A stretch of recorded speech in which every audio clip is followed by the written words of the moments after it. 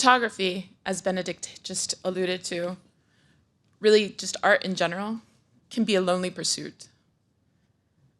While you can develop relationships with the folks you document, really day in, day out, you don't really have a community that knows what the work is, nobody to talk about the challenges and share in the triumphs. Time and again, that is the benefit most cited, aside from the funding itself, about the CatchLight Global Fellowship. Community. We take talented social justice-minded photographers and put them in the room with other talented social justice-minded photographers. We are building community. Together, these brilliant humans are stronger.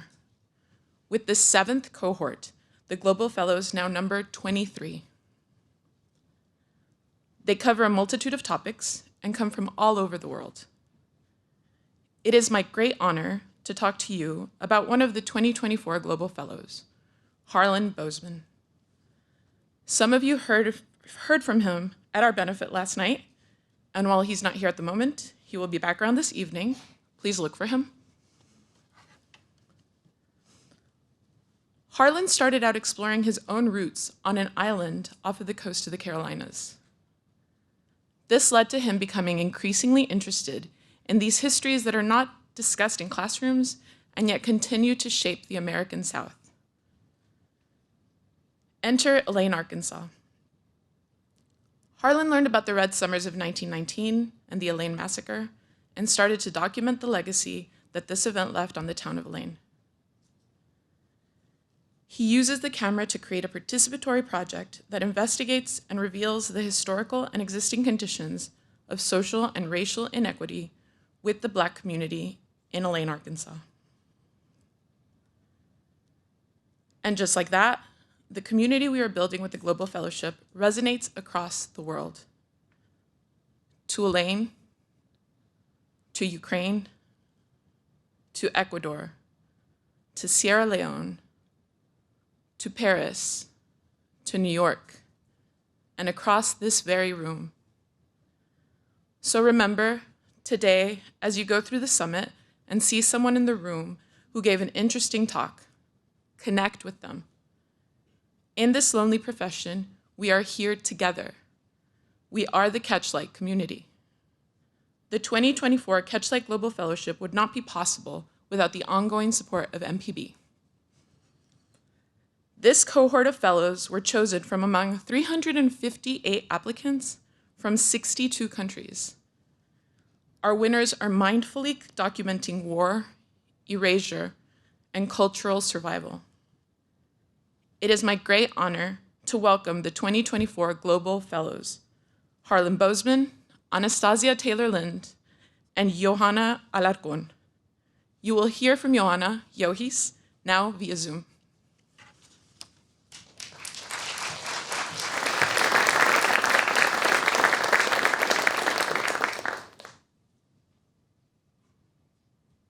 When I embarked on this journey, my childhood memories came back to me. The mountains, family meals, the image of cold sunrises together with my grandma and the sound of the river. My memories become more and more blurred as time goes on, but in this community, young people don't let these experiences become a thing of the past. I Am Still is a daily life story that explores the relationship that the new generation, indigenous Ecuadorians, have with their territory. Although the mestizaje, discrimination, and social inequalities forced many families like mine to abandon their homes, this new generation of women decide not to leave and stay in their territories, leading the defense of their land and culture. Their relationship with their territory is their relationship with themselves, keeping the memory of the life in their bodies and weaving a living map with water, flowers, and stones. Their bodies, our bodies, are geographies in resistance.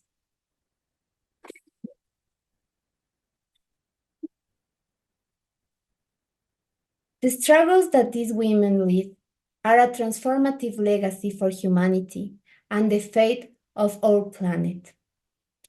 This opportunity will allow me to connect with the indigenous Amazonian women of Ecuador, who defend more than 8 million hectares of rainforest with the greatest biodiversity in the world.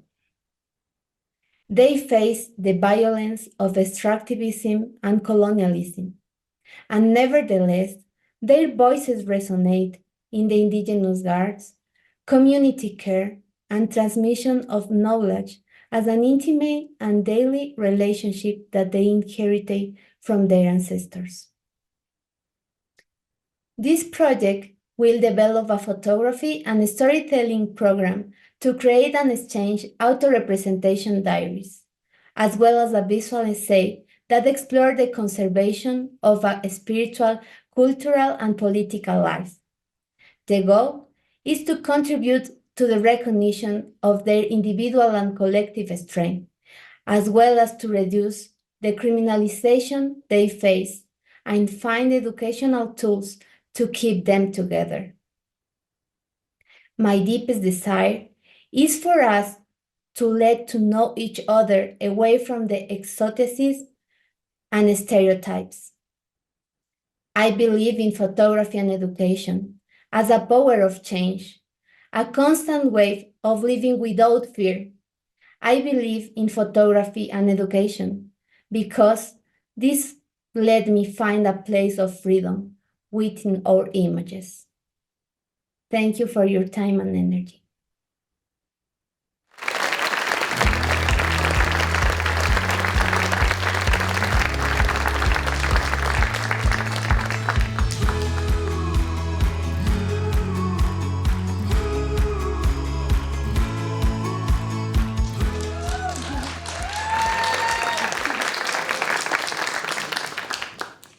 Thank you. And Yohis, thank you so much. I really just wish that you could have been here in person with us today.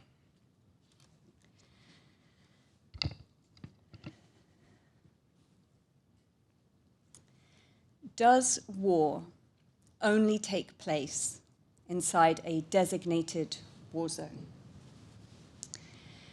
And can moments of normalcy, of peace, exist simultaneously? 5K from the Front Line is an ongoing project, now in its 6th year, that looks at the civilian experience of war in Ukraine. This project started on Instagram, and with a search to build narratives beyond headline-grabbing images. A search for an alternative to, if it bleeds, it leads. This work is made in collaboration with Elisa Sopova, a writer, an anthropologist, and a PhD candidate at Princeton University, who is from occupied Donetsk city. Elisa and I have been working together since the war started in 2014. And our reporting team combines an insider, local, and an outsider, foreigner perspective. Our collaboration is based on a deep friendship and creative kinship. And our aim is to challenge harmful photojournalistic tropes about what war looks like. Explosions, episodes of heroism, and extreme violence, which all constitute a relatively small, if loud, part of the universe of war, and which often fall into gendered stereotypes, depicting men as active and women as passive.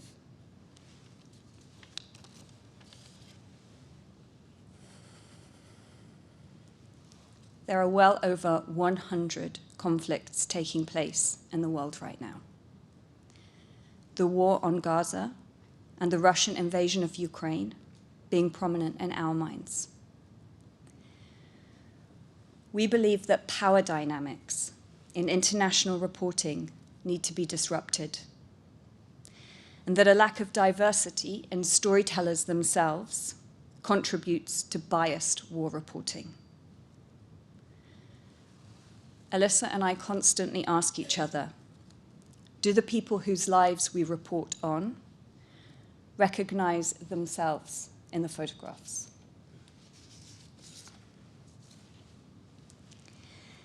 Alyssa and I have learnt some things along the way that we believe could guide others to create more inclusive work that challenges stereotypes.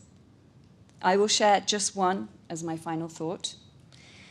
Participatory observation reporting, learned from anthropology, is more accurate and truthful than traditional journalistic interviews that simply ask questions and record answers.